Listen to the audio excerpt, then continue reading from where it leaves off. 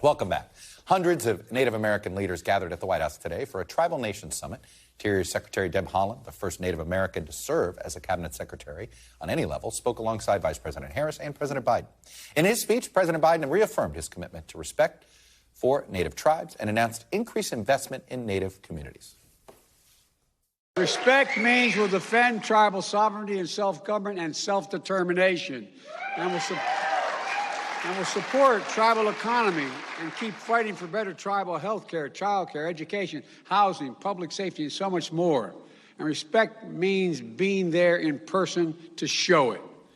I'm joined now by the Principal Chief of the Cherokee Nation, Chuck Hoskin, Jr. Chief Hoskin, thank you for coming here. It's good to be here, Chuck. Let me start with what the larger picture here, which is it's talk multiple days late and a dollar short, but it does feel as if the government, the U.S. government in general, is trying to do better with Native communities and tribal nations. Is that fair to say? It is fair to say. I mean, we've got a long ways to go, yeah. But the president said it best in one word, and that's respect. And that's the baseline of what tribes deserve.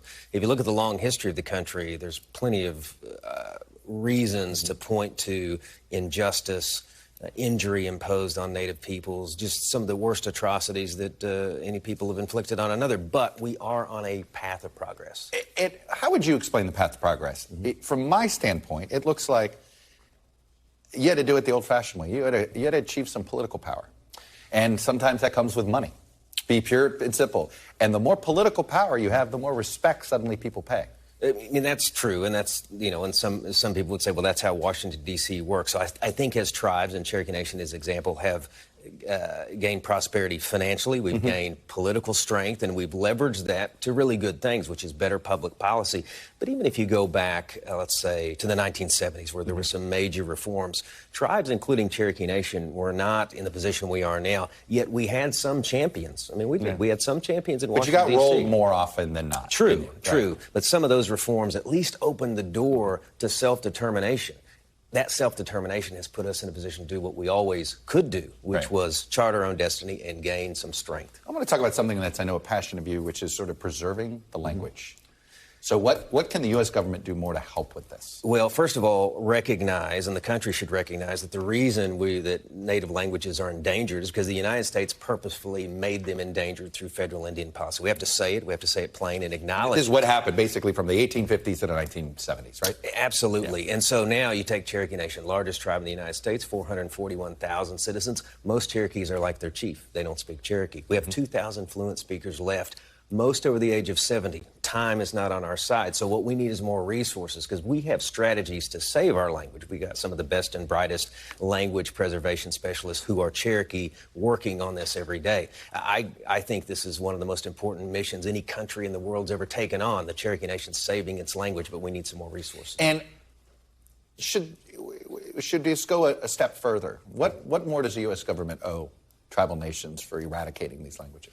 Well, it's easy to say they need to put more money into programs, but I also think that there can be better recognition in these federal agencies that this is a mission that the country ought to undertake. The country has responsibility for this. It ought to be part of the nation's interest to save Native languages. And I think for most Americans, it's fairly obscure. It's not top of their mind, but leaders can make it top of mind. You can find plenty of public schools that will teach you Mandarin.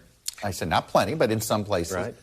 Have you found one that's going to teach Cherokee? You know, that is changing back home in Oklahoma, but we need it to change more. In fact, you could go back a few decades and schools didn't want to teach it. Now they actually want to. Let's talk about seating a member of Congress. This is something that I thought was going to happen. Where does this stand? I mean, I've had the representative on the show, and she seemed cautiously optimistic.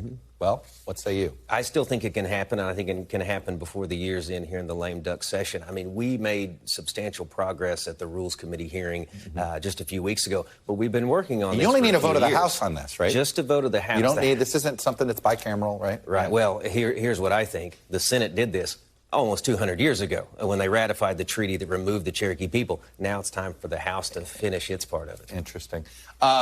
When you move to this generation of leaders, it does feel as if you go back 20 years that you and your other peers really have learned a lot of hard lessons. on how to do this. And it feels like the leveraging of political power has never been more effective. Yeah, I think that's true. I mean, we have friends on a bipartisan basis. I think about my father's generation. He served in tribal government. I think about my grandfather, who served in a generation where Cherokee Nation's government was so suppressed we couldn't operate. Here I am today leading the largest tribe in the country. I feel like we're in a position of relative strength. We just have to use that for good public policy. And what comes next? I mean, is there, you know, if you get this respect, you get this recognition, what comes next? Building the economy even more, bringing more people back to the nation? Absolutely. There's still parts of the Cherokee Nation where the economy's not very good. There's still parts of the Cherokee Nation where we have elders living in conditions they shouldn't be living in. I'm talking about housing and basic infrastructure. I can take you to a town where there's no cell service. We're going to change that thanks to some federal law and our own resources. We have to make sure that Native Americans are not left behind in this country, and they still are, but we can change it. Thanks for coming in. It's good to see you. Thank you. This event today, I know, a big deal. Principal Chief Chuck Hoskin Jr., thanks for giving us your perspective. Thanks, Chuck. Thanks for watching our YouTube channel. Follow today's top stories and breaking news by downloading the NBC News app.